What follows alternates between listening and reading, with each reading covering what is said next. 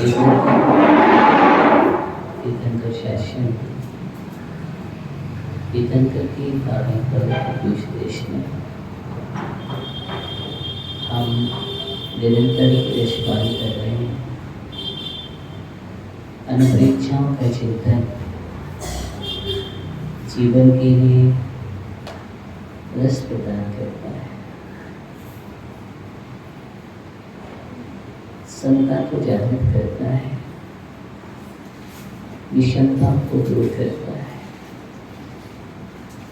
भावना जब हम बार बार भाते हैं, वही भावना हमारे जीवन में विचार बन जाते हैं और विचारों के माध्यम से धारणा बनती है, धारणा के माध्यम से व्यवहार बनता है, आचरण बनता है। क्या बनता है? इसलिए भावना को हमें बराबर भाना चाहिए, निरंतर भानी चाहिए। इसलिए हमारे आचार्य भगवंतों ने बार बार भाने की बात कही है। हर क्षण एक भी पल तुम्हारा ऐसा न हो तो तुम बिना भावना के रहो,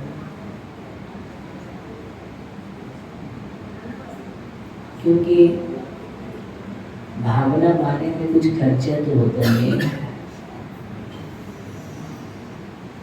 कुछ धन का व्यय नहीं होता है, पैसे खर्च नहीं होते हैं,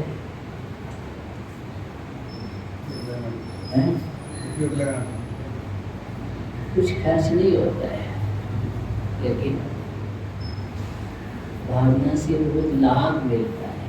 क्या मिलता है? लाभ मिलता है। इसलिए बिना पैसे का जो है, बिना खर्चे का लाभ मिलना हो तो वो काम पहले करना चाहिए, नहीं करना चाहिए। हर कोई चाहता है कि मेरा खर्चा ना हो और मुझे बहुत सारा लाभ मिल जाए, चाहता कि नहीं चाहता? सोचने वाले बात है। इसलिए इतनी अच्छी चीज अनुप्रेक्षण जैसी चीज दी है आचार्य भगवंतों ने।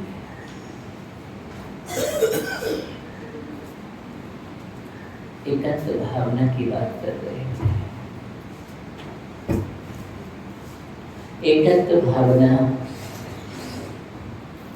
हमें बदला रही थी। मैं सबसे भिन्न हूँ। आप तक आवाज पहुंच रही कि नहीं पहुंच रही? नहीं पहुंच रही।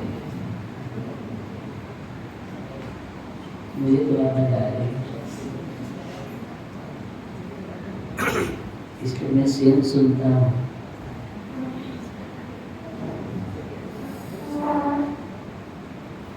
एकत्व भावना आपको यही संदेश दे रही है कि देखो, मैं सबसे भिन्न हूँ। ऐसी भावना आओ।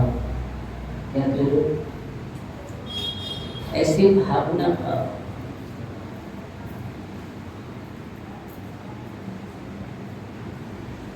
थोड़ा सा वॉल्यूम खोल दोगे?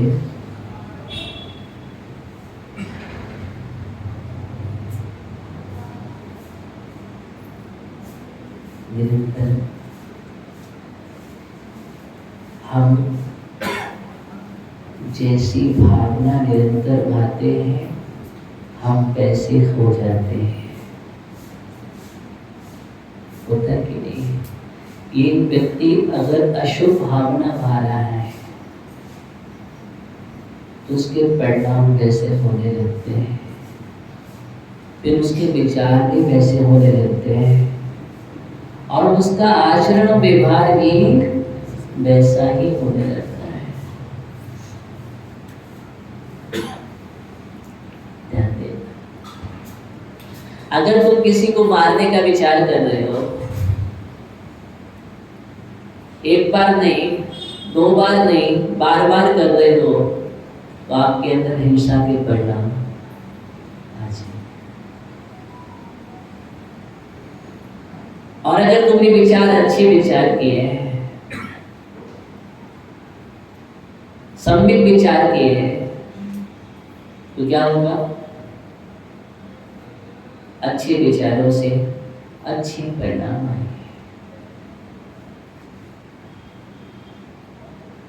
ये भावना अनुप्रेक्षा हमारे लिए यही सिखा रही है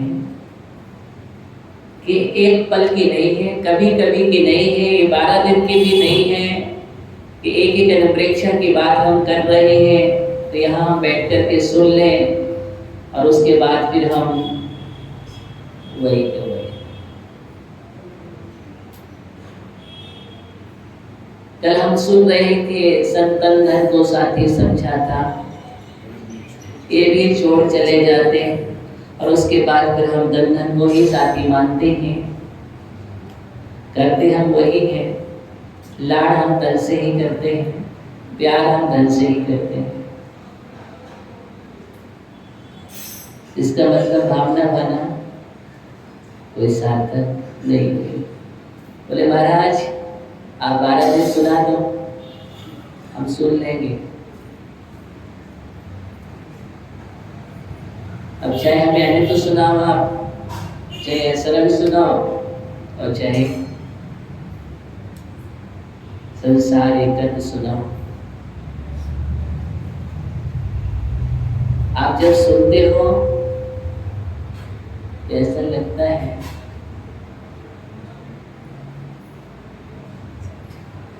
सबको बहरास हो गया।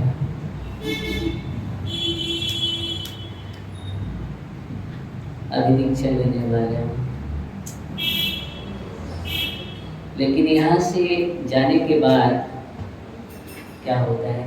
बदलाव नहीं। जाने के बाद तो हम वही करते हैं जो पहले से हम करते चले आ रहे हैं। जैसे माइक करता है, कभी कभार सही हो जाता है, कभी कभी हम वही करेंगे जो काम मुझे करना है, चाहे आप कितना भी कहो कोई फर्क नहीं पड़ने वाला। आदत पड़ चुकी है। क्या बन चुकी है? आदत बन चुकी है। जैसे मेरी आदत बन चुकी है ऐसे माइक में प्रवचन करने की बन चुकी है। करूँगा मैं, आदत है। क्या है? आदत है। आपकी भी आदत है ऐसे सुनने की। तन को साथी समझा था। क्या किया था? किसको समझा? अच्छा आपने समझा कि हम कह रहे हैं ये बात, ये हम आपसे पूछ लें, फिर तो सुन लेते आप कह रहे थे हमने थोड़ी माना ये चीज है? नहीं, अभी तक हमने इतनी पर्यायों में सब कुछ तन धन में ही जीवन लुटाया है। देख लो ना, आप भी देख लो। आप सबसे ज्यादा कार्य किसके लिए करते हो? सबसे ज्यादा कार्य बोलो। सबसे ज्यादा समय, सबसे ज्यादा देखभाल इसके लिए समझ लिया? धन के लिए करते हो ना। वो धन भी संभालते हो तो किसके लिए? धन के लिए। जितना तुम धन के लिए करते हो उसमें से अंश भी तुम अपने वतन के लिए करने लग जाओ, तुम्हारा कल्याण हो जाए। ये समझे? जितना तुम तन को समय देते हो उतना अगर अपना समय अंश मात्र भी तुम अपने वतन को देने लग जाओ, तुम्हारा कल्याण होने में समय नहीं लगेगा। वतन का मतलब समझ रहे हो? ये हमारा अंदर का आत्म तत्व, यही तो वतन है।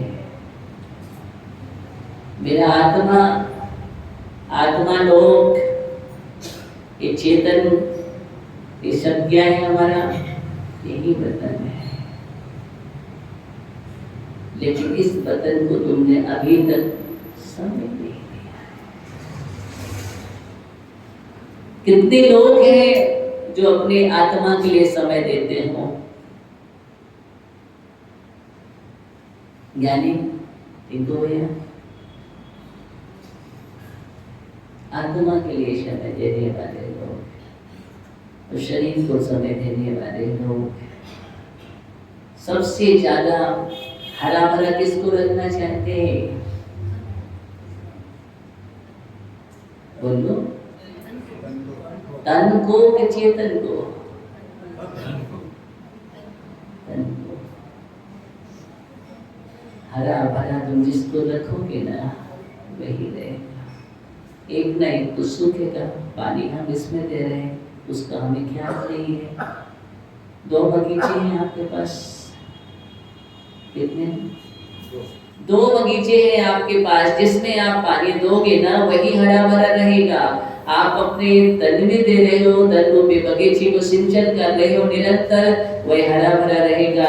लेकिन आपने अभी तक आत्मा रूपी चेतन रूपी बगीचे में पानी नहीं डाला, उसकी देख रेख नहीं कर रहे हो, सूख रहा है कब से आपको पता ही नहीं है, मुरझा रहा है, फिर भी आपको ख्याल ही नहीं है, जागृत नहीं हुए। इसी कारण से भावना की बात की जा रही है, अनुप्रेक्षा की बात की जा रही है कि तुम अनुप्रेक्षा के माध्यम से अपने आप को जगाओ। ये जागृति अभियान है। क्या है? जागृति अभियान, आत्म जागरण बोलते हैं इसको। क्या बोलते हैं? ये आत्म जागरण यहाँ से होता है। हमने देखा कि पदार्थ विनाशिक है, क्षणिक है, और जब क्षणिक पदार्थ हैं तो ये शरणभूत नहीं हो सकते हैं, और शरणभूत नहीं हो सकते हैं तो इस संसार में हम क्यों उलझे हैं? और इन सब से हम देखते हैं परे हैं तो एकमात्र मुझे आत्मा दिखाई देती है जो मेरा है। क्या है? जो मेरा है। इसलिए भावना, अगर हम अपने आप में डूब करके चिंतन की गहराई में डूबते हैं, लोग कहते हैं तत्व चिंतन क्या है? भावना भाते भाते अपने में डूब जाना ही तत्व चिंतन है, और यही अनुप्रेक्षा है। क्या है? इसी का नाम अनुप्रेक्षा है। अपने आप में डूब जाइए। अगर तुम अपने में डूबने की कला सीख जाओगे ना तो संसार में कहीं नहीं डूबोगे। तुम अपने में नहीं डूबते, अपने से तुम उथले रहते हो तो हर जगह डूब जाते हो।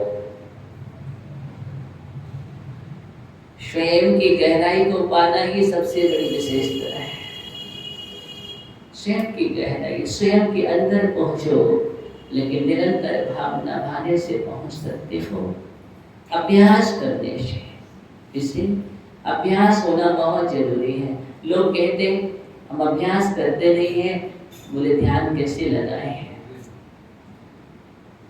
क्या करो? अभ्यास करो। क्या करो? एक शिष्य पहुंचा गुरुदेव के पास, गुरुदेव से कहा कि मैं ध्यान लगाना चाहता हूं। गुरु ने कहा कि तुम ध्यान कैसे लगाओगे? पहले ज्ञान तो करो। क्या करो? पहले ज्ञान होना चाहिए तब ध्यान होता है, और जब तक ज्ञान नहीं होगा तब तक ध्यान होने वाला नहीं है। इसलिए कहा ज्ञान ध्यान तपो रखता। क्या कहा? ज्ञान से ध्यान बनता है। शिष्य ने कहा भगवान बता दो, मैं करना चाहता हूं, आप हमें जैसा कहेंगे वैसा करेंगे। बोला था, और बोला शिष्य भी बहुत अच्छा होता है।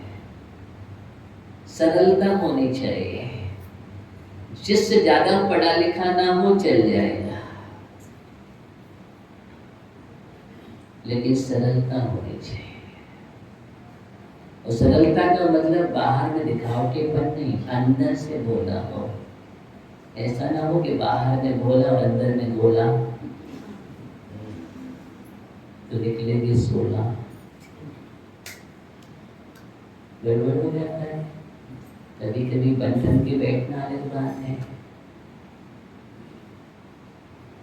बन के बैठ के देखो, ध्यान में बैठे 4 लोग देख रहे हैं कितना गोरा आदमी है, लेकिन अंदर जाकर के देखो क्या कहानी है। नहीं नहीं, मैं उसकी बात नहीं कर रहा हूँ, मैं उस शिष्य की बात कर रहा हूँ जो सरल होता है, सहज होता है, अंदर बाहर एक है।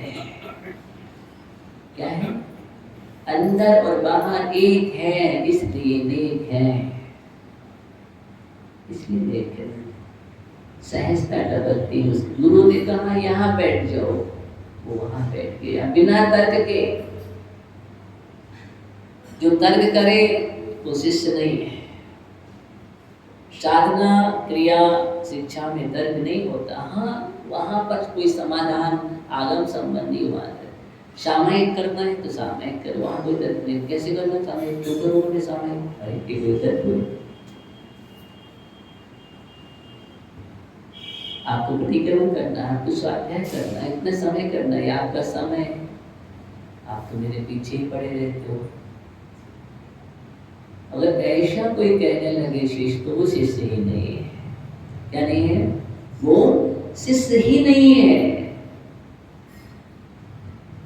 और वही शिष्य महान बनता है, वही श्रेष्ठ बनता है जो शिष्य गुरु की आज्ञा में सतत अनुशासन में रहता है। देखो, जितने भी आज तक के इतिहास के पन्ने में और वर्तमान में जो भी महान हुए हैं, गुरु ने जैसा कहा बस वैसा स्वीकार है। अब उसमें कोई तर्क वितर्क नहीं है। समझ रहे हो?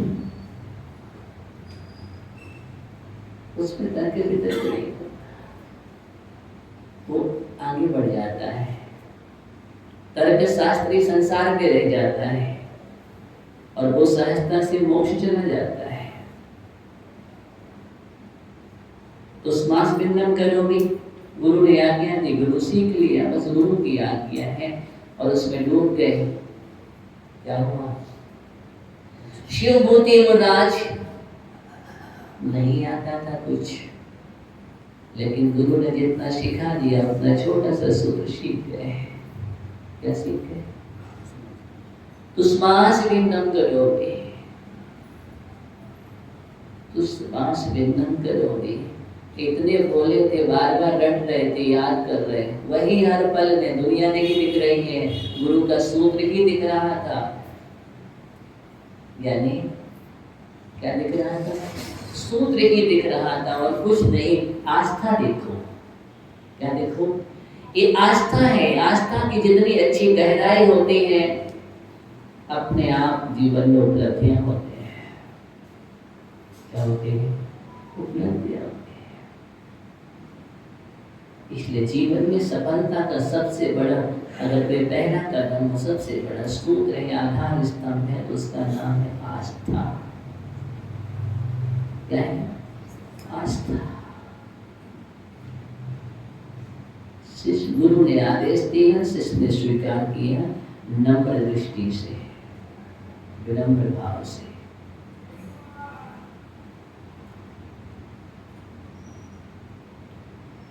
वो शिष्य नहीं है गुरु से जो आंख डाल करके बात करता है।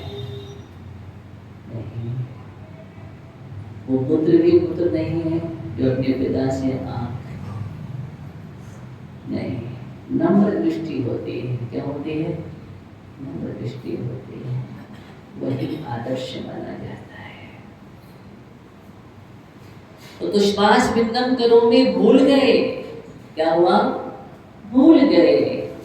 भूलने के बाद अब क्या करें? चले जा रहे सहज भाव से। एक माँ तालाब में दाल धो रही थी। माँ दाल धो रही थी, उड़द की दाल। किसकी दाल? उड़द की दाल। बोले थे, माँ से पूछ लिया, माँ क्या कर रहे हो? प्रश्न कर दिए कि माँ क्या कर रही है? उस समय सामान्य भाषा थी। माँ ने कहा, तुस्मास भिन्नम करोगे। उस समय का समय था, पहले प्राकृत भाषा में भी समय था, संस्कृत भाषा में बोलने का समय था। तुस्मास भिन्नम करोगे। माँ क्या कर रही हूँ? कुसुमास विंदन करोगे।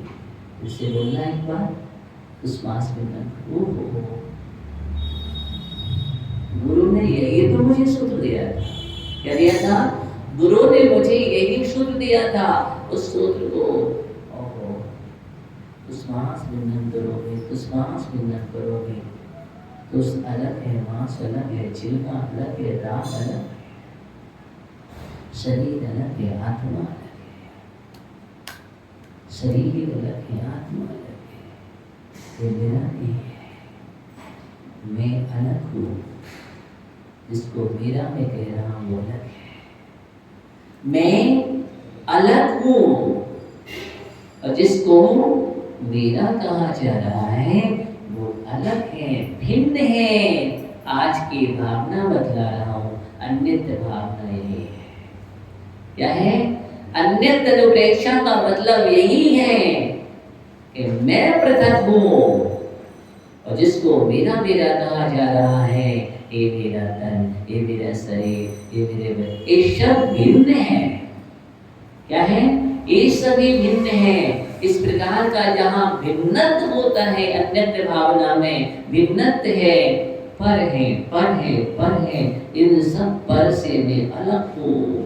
एकत्व तो अन्यत्र दोनों एक दूसरे के पूरक है। मैं सबसे भिन्न हूँ, एकत्व। मेरे से सब भिन्न है, अन्यत्र। यही दोनों में अंतर है, बात दोनों एक ही है। मुझे यही समझना है, जब मैं होता है तो आत्मबोधक है और जब मेरे होते हैं, बस इसी भेद विज्ञान को समझना है।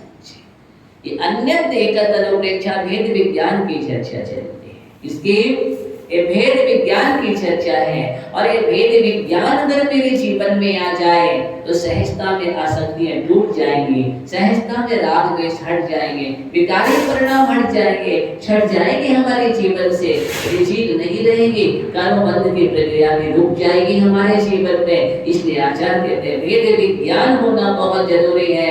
भेद विज्ञान के माध्यम से ही केवल ज्ञान होता है, कर्मों की चपड़ा होती है।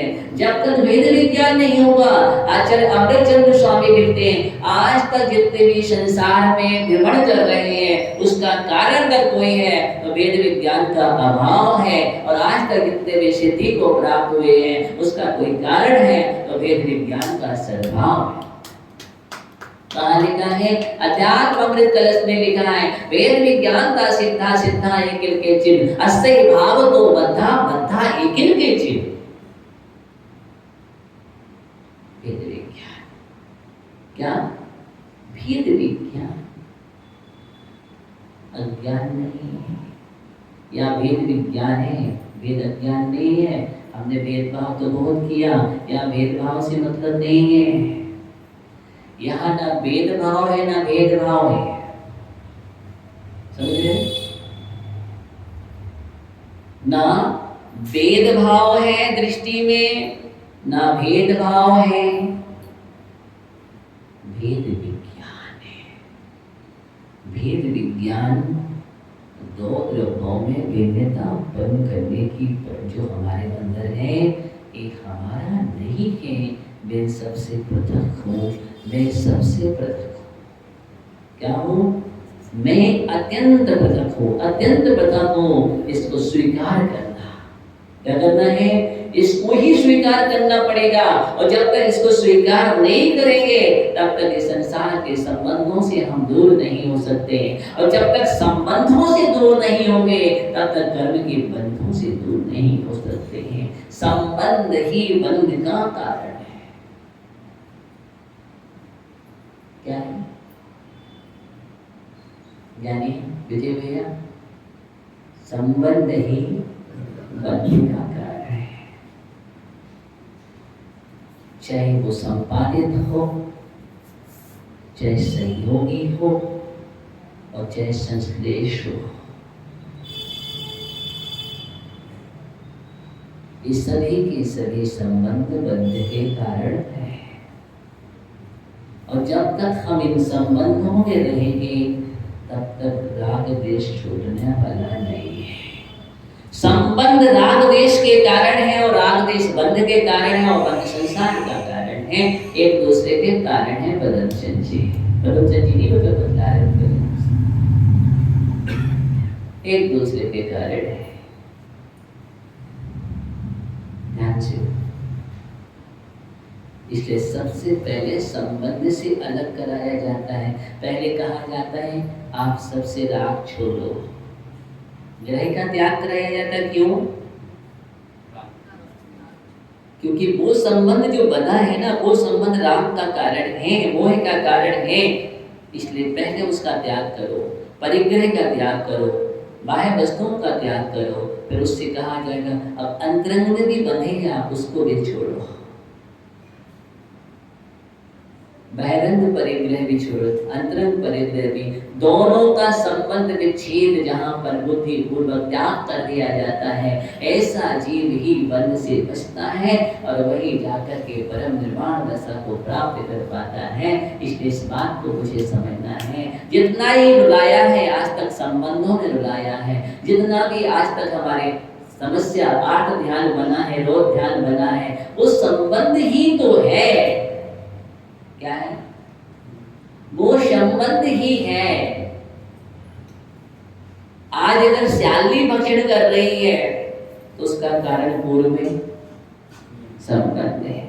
अगर रुद्राक्ष के तन को व्याघ्री खा रही है तो उसका कारण संबंध है।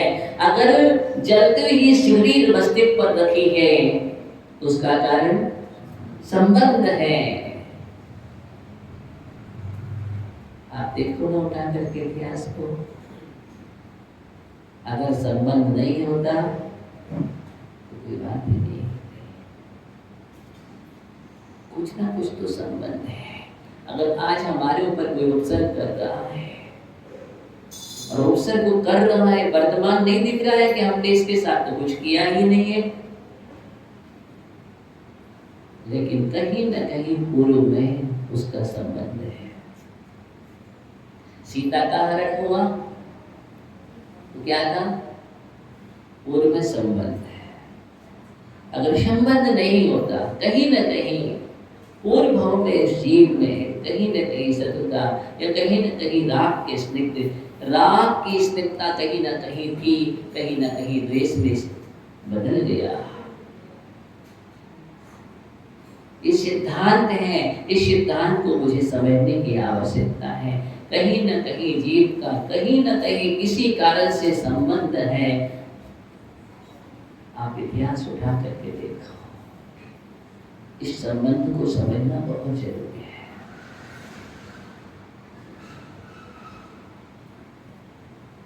आपके जीवन में जितना कर्मबंध हो रहा है ना, किसके कारण हो रहा है? बोलो। मैं आपसे पूछ रहा हूं किसके कारण हो रहा है? संबंधों के कारण हो रहा है। किसके कारण हो रहा है? संबंधों के कारण। अगर ये संबंध नहीं हो तो आप पाप करेंगे क्या? बोलो, पाप करेंगे? नहीं करेंगे। संबंधों में ही तो पाप हो रहे हैं। फिर भी हम नए नए संबंध स्थापित करते हैं, नए संबंध स्थापित करते हैं। अन्य तदुपरेक्षा में हमें इसी वेद विज्ञान को समझने की आवश्यकता है। वहां पर शिव कुमार शिवभूति मुराज के लिए, शिवभूति मुराज के लिए तुस्मास बिंदम करोमि में इतने डूब जाते हैं, उनको केवल ज्ञान हो गया। क्या हो गया? शिवभूति मुराज केवल नारायण पढ़ो, केवल ज्ञान हो गया उनके लिए। एकदम भोलेपन से, सहजता से एकदम चिंतन में डूब जाते हैं। निर्गंध मुराज थे और जाकर के श्रेणी पर आरूढ़ हो जाते हैं। शुक्ल ध्यान होता है और केवल ज्ञान हो गया। किसके माध्यम से हुआ? भेद विज्ञान से। किससे हुआ है? ये भेद विज्ञान से हुआ है। इसलिए आज जो अन्य अनुप्रेक्षा, कौन सी अनुप्रेक्षा? ये अन्य धर्मपरीक्षा हमारे लिए यही वेद विज्ञान की बात कर रही है। अमृत चंद्र स्वामी कहते हैं थोड़ा सा तुम पड़ोसी से अलग करके देखो तो। किससे? पड़ोसी से अलग करके अपने आप को देखो, एक मुहूर्त में केवल ज्ञान हो जाएगा। पार्श्ववर्ती मुहूर्तम, पार्श्ववर्ती मुहूर्तम, एक मुहूर्त के लिए भिन्न करके देखो। पड़ोसी पड़ोसी पड़ोसी पड़ोसी, हम लगे हैं पड़ोसी में।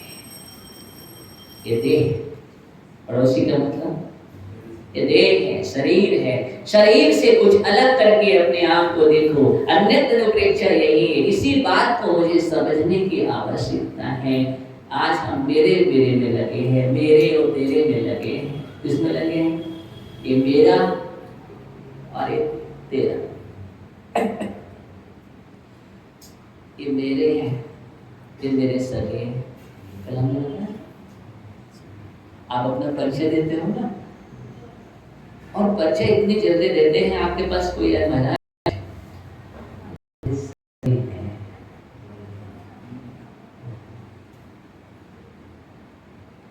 आज तक तुमने परिचय नहीं दिया, महाराज मेरा आत्म तत्व ऐसा है। कभी नहीं।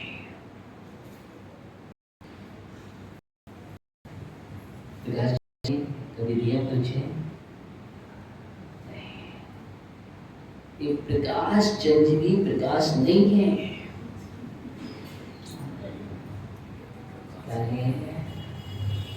प्रकाश चंद जी प्रकाश नहीं है। प्रकाश चंद जी प्रकाश नहीं है। बिल्कुल सही कह रहा हूँ। इसी तत्व को समझना है। अभी तक हम यही समझते विजय जी विजय, पदम चंद जी पदम जी है। नहीं छोटो भैया, छोटो नहीं है। ध्यान देना भागचंद जी, भागचंद जी हो। अभी तो हम अपनी पहचान भागचंद जी से बना करके रखे हुए हैं। रखे ना धर्मचंद जी, आपकी पहचान? ओहो, जब तक तुम इन चंद भागचंद जी या धर्मचंद जी या फलाने फलाने इन पर्यायों के पर्याय में उलझे रहोगे, तब तो तुम चेतन को नहीं समझ सकते हो। ये तुम्हारा परिचय है, पौद्गलिक परिचय है। अन्य तनुप्रेक्षा यही तो कह रहे हैं, सबसे भिन्न में हो, अखंड निराला हो। ओहो, इसी बात को मुझे समझने की जरूरत है। आज हम भाग रहे मृत तृष्णाओं में भाग रहे। क्या मिलता है उसको? जल नहीं पावे प्राण कमाने, भटक भटक, बोलो ना, भटक भटक मरता, वस्तु पराई मांगे रखी, भेद नहीं करता। ये पंक्तियां कभी पढ़ी आपने? किन किन ने पढ़ी इन पंक्तियों को? किन किन ने पढ़ा? बोलो ना, किसी ने भी पढ़ा? पढ़ा आपने, फिर भी आप वहां बैठे हो।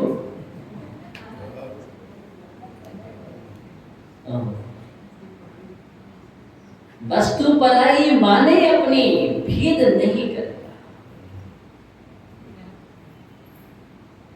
पराई वस्तु को अपना मान मान करके स्वीकार किया है, वीरती किया है। जैसे वो मृग जल को प्राप्त नहीं कर पाया, रेत के चमकीली कणों को जल समझ रहा था, पास में पहुंचता है जल नहीं है, फिर दूर भागता है, फिर पहुंचता है जल नहीं है। ये मृत तृष्णा है। हम भी सोचते हैं वहां सुख है, वहां शांति है, जब पहुंचते हैं तो सुख नहीं होता है। फिर उस पर्याय में जाते वहां सुख मिलेगा, वहां भी सुख नहीं मिलता है। फिर अगले पर्याय में जाते वहां भी सुख नहीं मिलता है। सुख कहीं तो नहीं मिलता है। मृत तृष्णा हमारे जीवन में चल रही है, और पराई वस्तु को अपना मान मान करके हमारे जीवन की अवस्था है।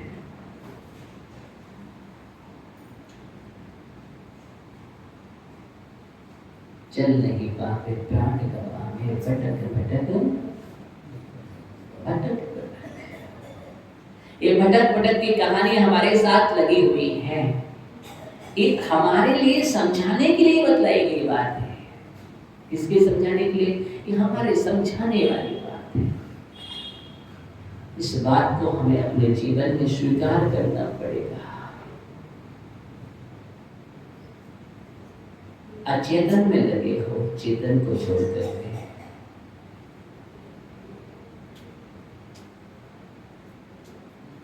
तू चेतन, देह अचेतन है। यह जड़ तू ज्ञानी, क्या लिखा है? तुम ज्ञानी, यह जड़। लेकिन आप जड़ में जड़े हो। कहाँ जड़े हो? हम जड़ में ही जड़े हुए हैं। ज्ञानी अपने को हम पहचान नहीं पा रहे हैं, अपने को पहचानने की अवस्था। आचार्य भगवान ही अध्यात्म की बात कर रहे हैं। अन्य तदपेक्षा को हमें अपने जीवन में स्वीकार करना पड़ेगा। मैं भिन्न हूँ। अगर तुम्हें संलेखना और समाधि अपने जीवन में करना है, समाधि मरण को स्वीकार करना है, तो अपने जीवन में एकत्व और अन्य तदपेक्षा का सतत चिंतन करो। क्या करो? सतत चिंतन करो। इसका चिंतन करोगे तो चेतना जगेगी तुम्हारे जीवन में। मालूम है संलेखना, जैन दर्शन की संलेखना समाधि को जिसने समझ लिया उसने अपने जीवन को सफल कर लिया है। अंतिम क्षणों में ये हमारे जीवन में एकत्व और अन्यत्र ही काम में आता है।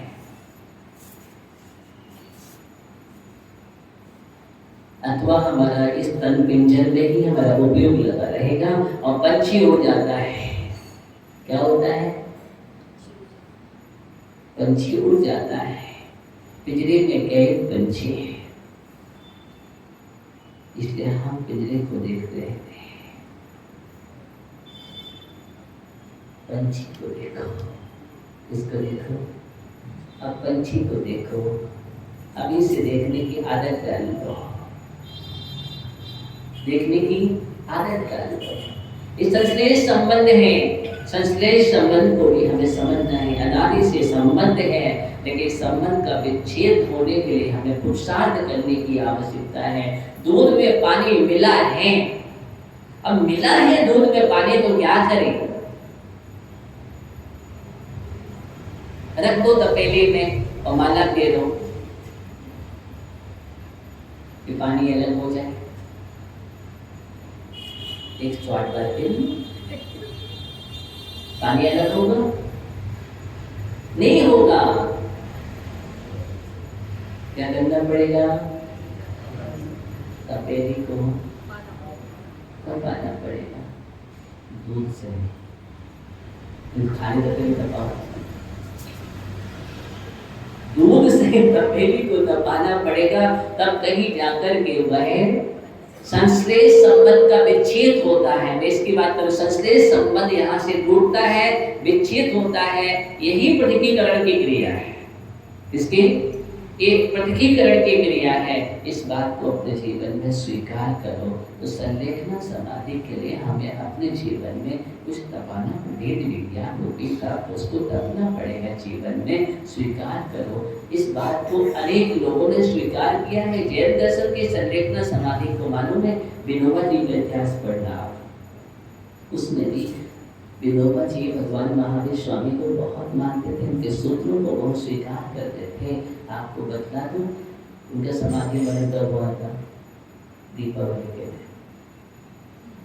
कब होगा? तो समाधि मरण के नामों में जैन दर्शन की संलेखना को स्वीकार किया। जैन दर्शन की संलेखना को स्वीकार किया। धीरे धीरे इतने प्रभावित थे, उतने प्रभावित थे कि अंतिम क्षणों में जैसा संलेखना का क्रम होता है, धीरे धीरे उन्होंने भोजन पर नियंत्रण कर दिया, खान पीन भोजन आदि पर नियंत्रण करना शुरू कर दिया। धीरे धीरे दवाई भी बंद कर दी उन्होंने। अब उनके शिष्य घबराने लगे कि क्या कर रही है। बहुत प्रयास किया, लेकिन अब शिष्यों ने सोचा कि मेरी बात तो मानेंगे नहीं। किसी विशिष्ट व्यक्ति को बुला करके कहा जाए। और उस समय प्राइम मिनिस्टर इंदिरा गांधी थे। तो इंदिरा गांधी उनके पास बहुत मार्गदर्शन लेके जा रहे थे। उनको सूचना की गई, इंदिरा गांधी पहुंचती है और धीरे धीरे विनोबा जी को बाबा जी कह के संबोधन नहीं, अपनी बात रखी। वो क्या संबोधन तुम करना बात रखी कि अभी धर्म के लिए और देश के लिए आपके मार्गदर्शन की आवश्यकता है। क्या है? धर्म के लिए और देश के लिए मार्गदर्शन की आवश्यकता है। अभी आप क्या कर रहे हैं? अभी आपकी बहुत ज़्यादा आवश्यकता है। सब अपने तरीके से प्रयास करते रहे कि हाँ दवाई लेना प्रारंभ कर दे, ये कर दे। तो आराम से बात सुन करके मुस्कुरा देते हैं और मुस्कुरा करके धीरे से बोलते हैं कि अब मेरे और प्रभु के बीच में दवाई और दवा का कोई स्थान नहीं। समझे? अब मेरे और प्रभु के बीच में दवाई और दबाव का कोई स्थान नहीं। अब न दवाई और न दबाव, दोनों की आवश्यकता नहीं है, क्योंकि मैं अपने अंदर के प्रभु से मिलने जा रहा हूँ। कितनी बड़ी बात है ये। अन्य तनुप्रेक्षा और एकांत तनुप्रेक्षा का साधक जो चिंतन करता है और उसके जीवन में ये सब चीजें काम नहीं करती हैं। न दवाई न दवा, न दबाव, न दवा न दबाव। आराम से उस बात को डाल दिया और इतने अच्छी संवेदना के साथ वो कहने का तात्पर्य ये है कि हम जब अन्य तनुप्रेक्षा के माध्यम से चिंतन करते हैं, मंथन करते हैं हमारे जीवन में, तब समझ में आता है कि मैं भिन्न हूँ। क्या हूँ? मैं भिन्न हूँ। देखो, चिंतन करो बैठ करके, मैं भिन्न हूँ। मैं उस शिष्य की बात कर रहा था, आपका समय हो गया, 1 मिनट 2 मिनट की बात है। जो शिष्य कह रहा था कि मुझे ध्यान करना है। क्या करना है? मुझे ध्यान करना है। जब वो नहीं माना तब गुरु ने कहा ठीक, जाओ तुम ध्यान करो, उस गुफा में बैठ जाओ। अब क्या ध्यान करे? ज्ञान नहीं, एक काम करो, तुम कहना भैंसे का चिंतन करो। इसका करो, भैंसे का चिंतन करो और बैठ करके चिंतन करो, मैं भैंसा हूँ। क्या हूँ? मैं भैंसा हूँ। अब वो बैठ गया, गुरु आज्ञा से सुबह से शाम तक बैठा रहा, मैं भैंसा हूँ, मैं भैंसा हूँ, मैं भैंसा हूँ। तो ये नहीं कहना मैं भैंसा हूँ, मैं भैंसा हूँ। अब भैंसा भैंसा का चिंतन करते करते वो शाम तक एकदम डूब गया। अब गुरु ने कहा कहाँ के शिष्य? मालूम चला वो तो ध्यान में डूबा है। जब सुबह से शाम एक स्थान पर डूबा रहा तो उस गुरु ने कहा बेटा आ जाओ अब तुम वहां से। बोले हाँ गुरु जी, मैं आना चाहता हूँ, आ रहा हूँ। और जैसे दरवाजे के पास पहुंचा तो गुरु से कहा, वो चिल्ला करके बोला गुरु जी दरवाजे से नहीं निकल सकता। क्यों?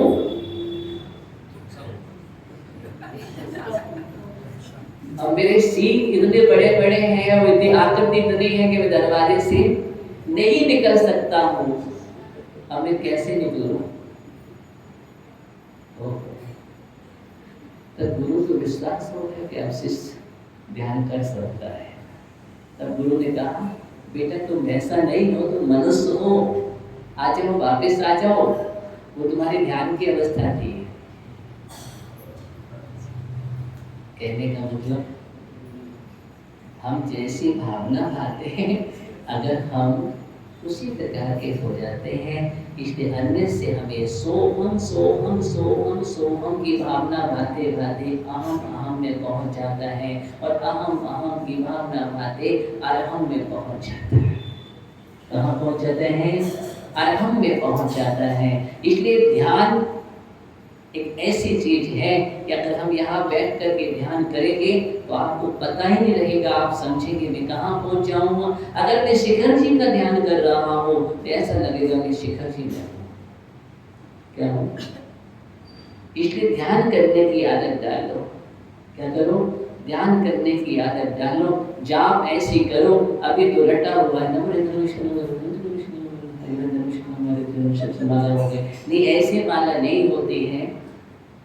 ध्यान करने की आदत डालो, बिल्कुल ध्यान में डूब जाओ, कमल जाप करो, श्वासोच्छ्वास में करो, महसूस होना चाहिए।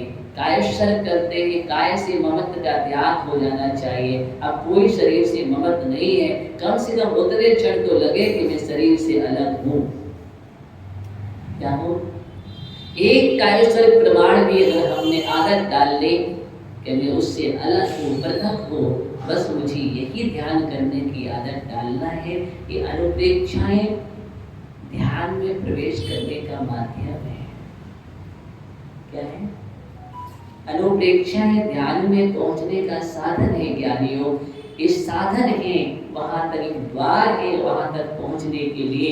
इसलिए हम इसके माध्यम से सतत चिंतन करें, मैं भिन्न हूँ, मैं सबसे भिन्न हूँ, जो जो भी पदार्थ है वो सबसे भिन्न है। अगर ऐसा चिंतन बनने लग जाए तो आप देखना आपके जीवन में बहुत परिवर्तन होगा। बोल रहा हूँ, मैं चल रहा हूँ, लेकिन सबसे भिन्न हूँ। मैं देख रहा हूँ, लेकिन फिर भी नहीं देख रहा हूँ, क्योंकि मैं उसको देख रहा हूँ जो मुझे देख रहा है।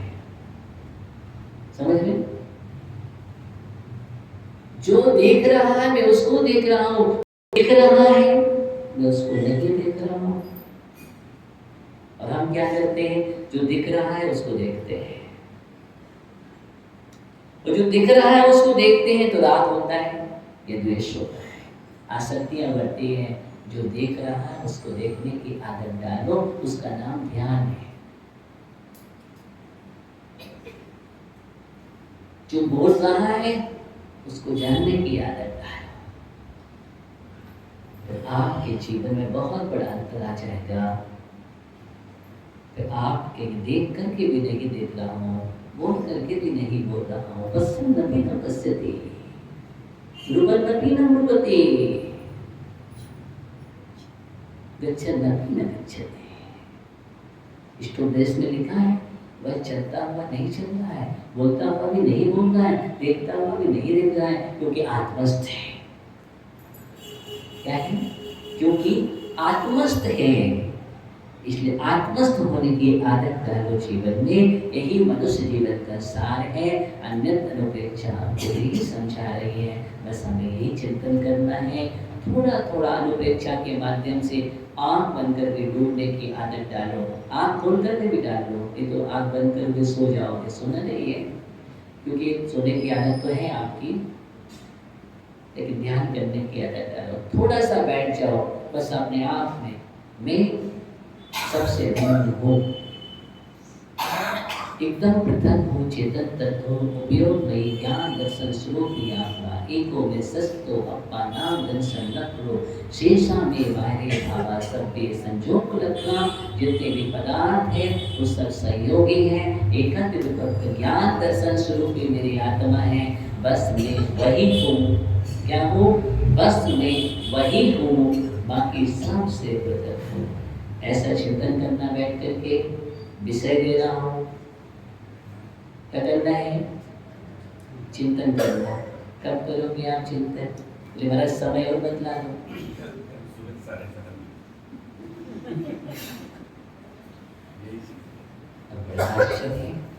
अब समय में नहीं बदलाऊंगा, समय तो आपको ही निकालना है, लेकिन आप इस प्रकार के थोड़ी थोड़ी सी आदत डालो।